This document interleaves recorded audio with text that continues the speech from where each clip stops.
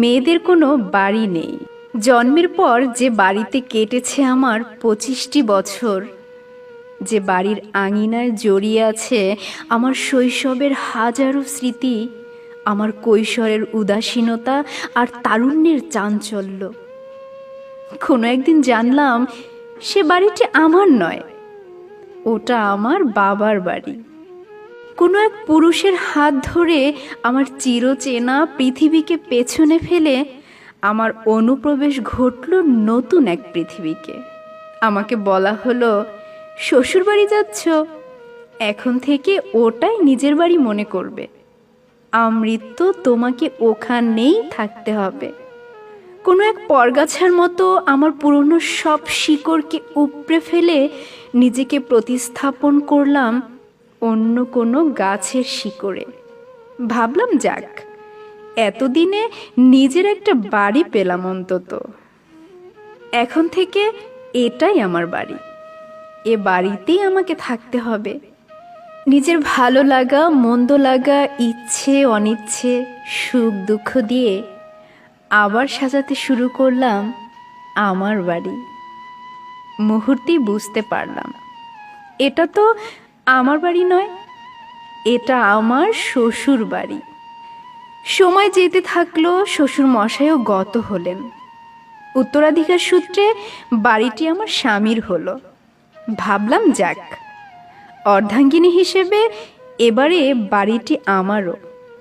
কিন্তু কই, পান থেকে চুন খসলে স্বামীর কাছ থেকেও তো শুনতে হয় আমার বাড়িতে এসব একদম চলবে না। তার মানে বাড়িটি আমার স্বামীর, আমাদের নয়। আমাদের বলতে মানে আমার নয়। ছেলে বড় হলো, ভালো চাকরি পেল, ওর বাবা আজ নেই।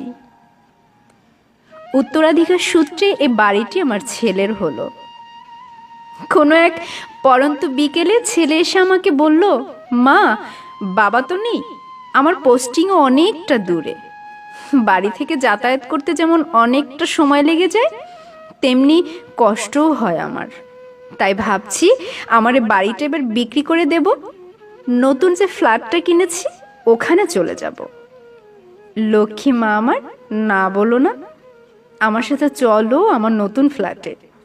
ওর মাথায় আলতো করে হাত রেখে মৃদু হেসে বললাম, পাগল ছেলে, তোর সাথে তো নতুন ফ্ল্যাটে যাব, এর চেয়ে আনন্দের আর কি হতে পারে আমার। আসলে আমি তো অভ্যস্ত হয়ে গেছি বাড়ি বদলাতে বদলাতে।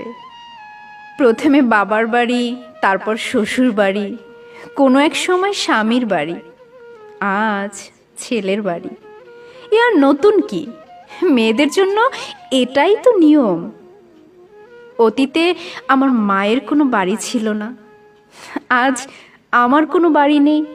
জানি ভবিষ্যতে আমার মেয়েও কোনো বাড়ি খুঁজে পাবে না।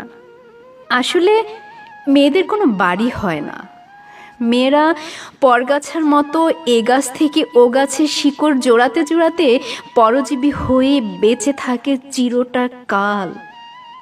যুগ বদলেছে, নিয়ম বদলেছে, হাজার বছর গেছে, জানি সহস্র বছর যাবে আরো, কিন্তু কোনো মেয়ে নিজের বাড়ি খুঁজে পাবে না কোনো দিন।